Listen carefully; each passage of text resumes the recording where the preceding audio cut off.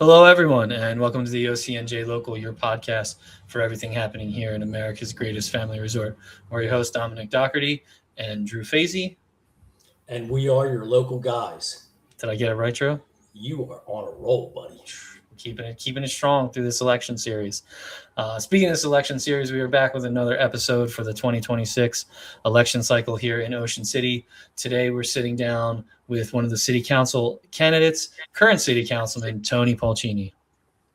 Hi, how are you guys? Thank you for having me on. It's an honor. Thanks for being on, Tony. We appreciate it very much. So, Tony, just a quick recap of the format here. Drew's going to ask the questions. I'm going to keep the time. The first three questions are going to be rapid fire questions, yes or no answers. The next questions, you'll have 2 minutes to answer. If you see me go like this, you'll know that you're getting close to that time. In an effort to be as unbiased as possible, Drew and I are going to keep our banter to a minimum. It's hard, but we will do some back and forth once in a while. We just can't contain ourselves. We're too big at hams. Well, at least I can't. Drew's pretty good at it. But anyway, at the end of after all the questions, you'll have 2 minutes to kind of give a closing statement or a wrap up to the voters. So, all right, Drew, take it away. Okay, Tony, so the first three questions, just to get the ball rolling, are short and they are yes or no answers. Okay. Sure. All right. Question one: should the city implement a residents-only parking permit system for the downtown streets during the summer? Yes or no? No. Okay. Question two: jitney service across the 9th Street Bridge? No.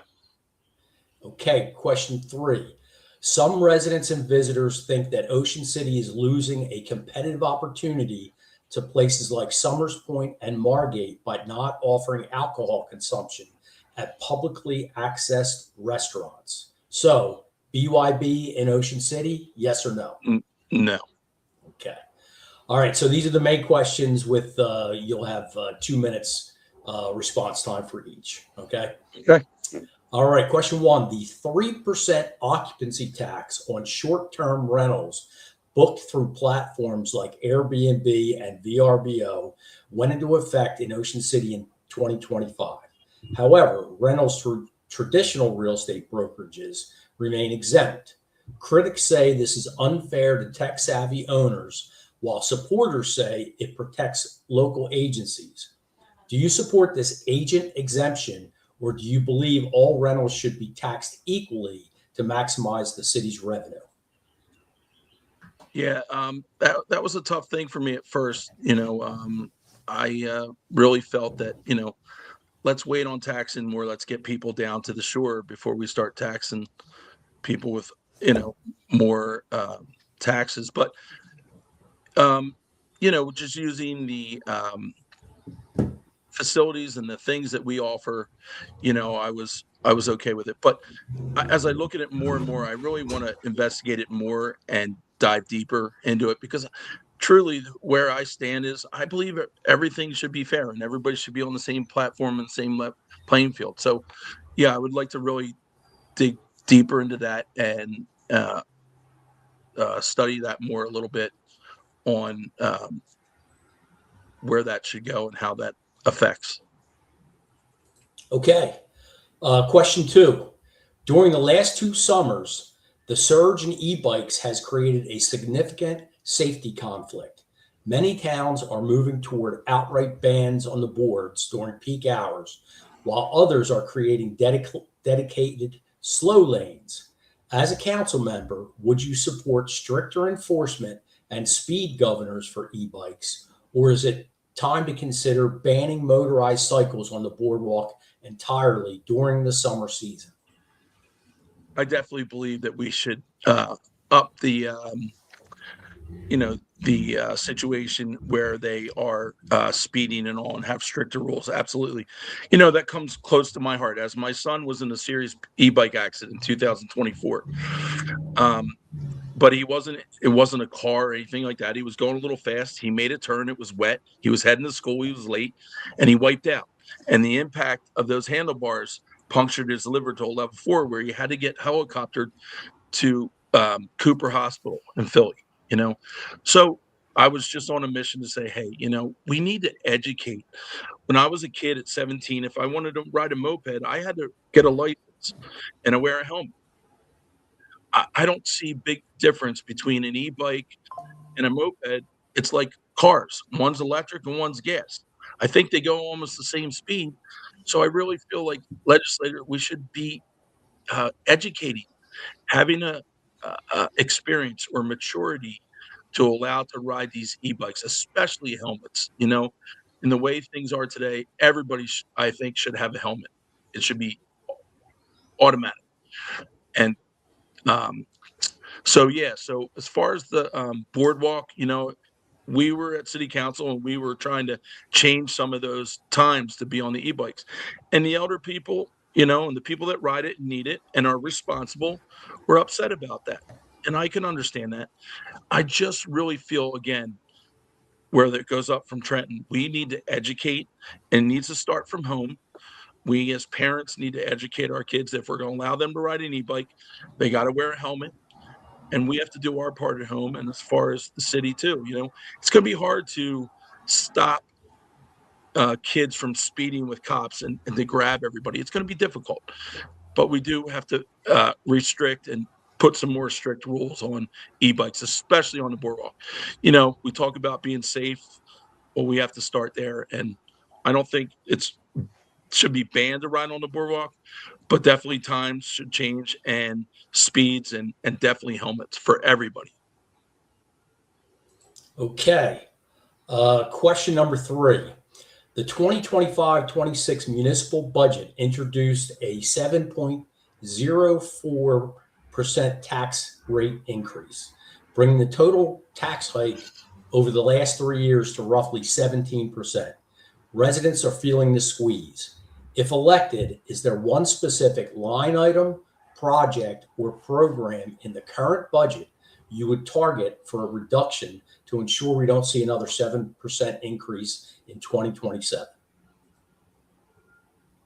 Right now, we are looking at the budget, and at the time right now, I don't have a specific thing, but we have to really dive deep into the budget. A lot of the budget is payroll and um, city safety and fire and police, and that's hard to take away from that. But if we did put a stop on. We put a freeze on hiring freeze, and we did do that. But I think we can dive deeper in a little bit. But I also do think the administration does, for the most part, a good job at looking at that as a whole in the budget. I think Frank Donato does a great job, but there are some things I think we can really look into, and I'm starting to do that more and more to really see where we can cut some things. Nobody wants tax increases. I know that. But for the most part, I think for the value of our homes, we're doing pretty good. And for all the work and the things that we are doing for the city, but I will take a deeper look into that and try to see where we can cut costs, because I don't want to see tax increases every year. No. Okay. Question number 4. Our downtown is thriving, but we still see a ghost town effect from November to March. Some residents have suggested offering tax incentives or rebates for businesses that commit to staying open at least 5 days a week year round until a later time of day, say 7 p.m. Would you support using municipal funds to subsidize year-round business operations, or should the market dictate when shops open and close? I think the market should dictate that. I don't think that should come from the government. It's tough, being in business.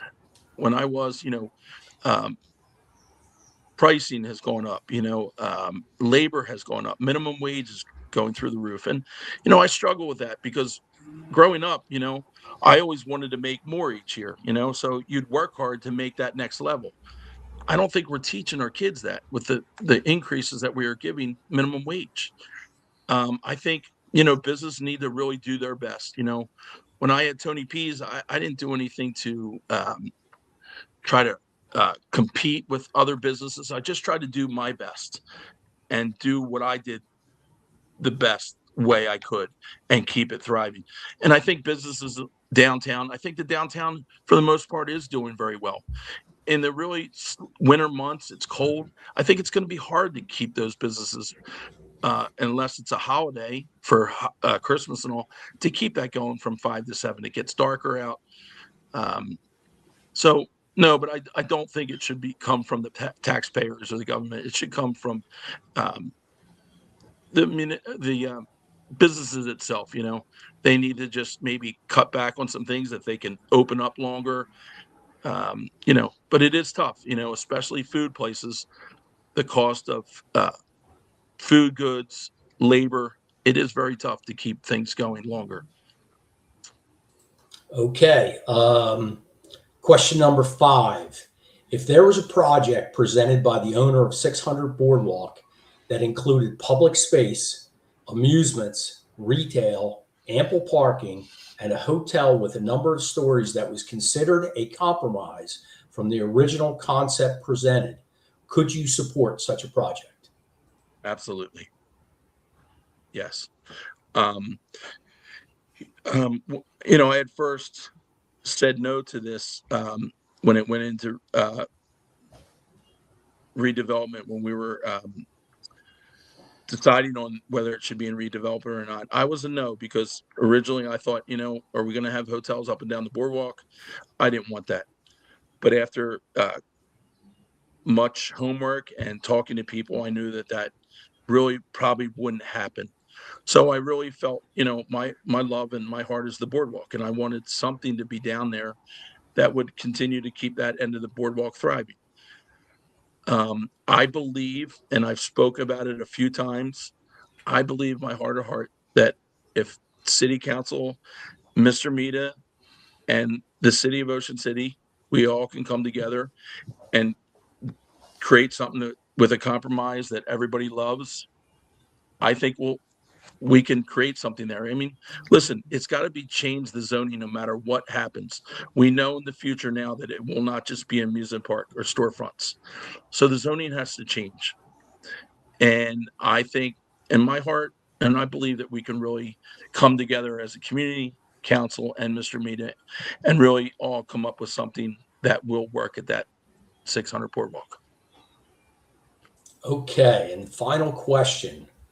What character trait or experience makes you most qualified for this position?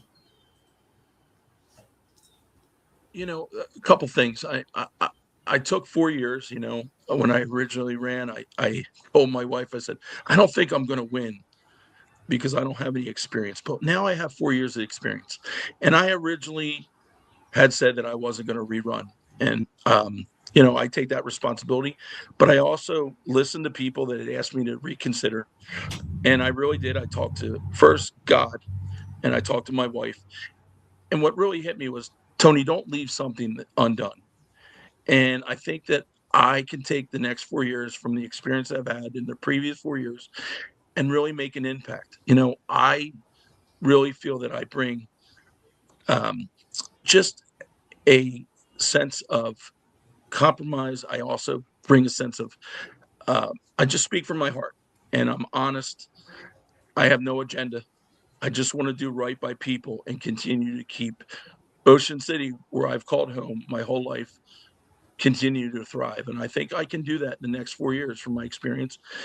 And when people call from my experience of managing businesses on the boardwalk, I think that I can really make an impact in the next 4 years for the taxpayers and keep Ocean City thriving.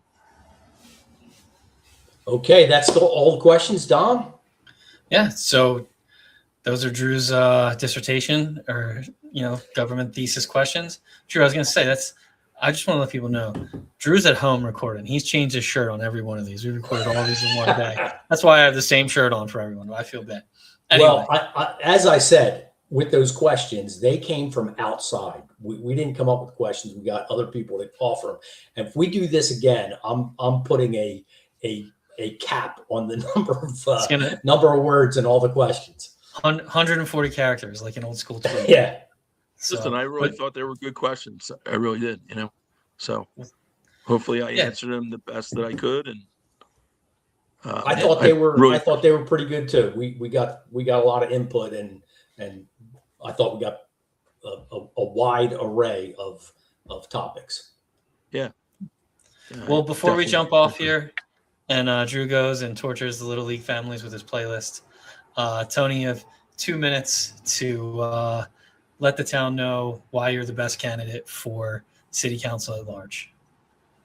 I think I just answered that, but yeah, again, my 4 years of experience sitting on the seat, I take a lot of pride in it.